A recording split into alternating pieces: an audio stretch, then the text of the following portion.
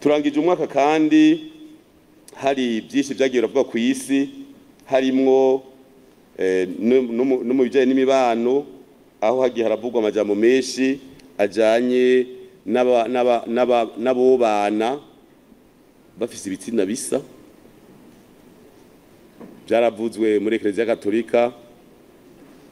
Ibi rero twashima ingingo canke intumbero yatanzwe n'abepiskopi Katolika mu gihugu cacu yerekana ingene twovyifatamwo dukurikije imico n'imigenzo y'u Burundi.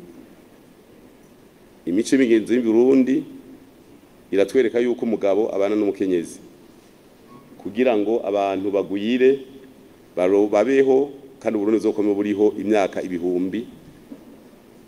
N'abasogokuru bama bavuga bati igihugu cacu kizokwameho kugira abana bacu n'abuzukuruza bazoronka baba kuko ugiraho ubukubahwa hanyuma ihanga niryo baho imyaka ibihumbi n'ibihumbi.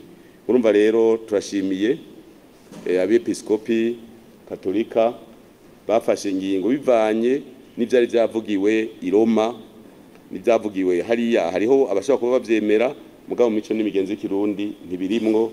Tukibaza rero yuko intumbero bashikirije twese tuyikenguruka kandi tuzoyigendera.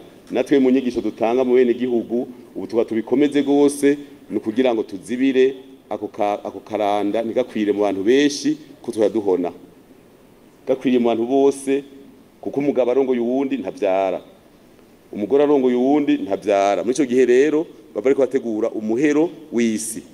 Tukibaza rero yuko babikora canke abavyumva ko bogenda uko bobandanya bakabikora muri ivyo bihugu bavyemera hama bagahona. Kumbure na twebwe turashobora gusanga twongereje ahantu kuba.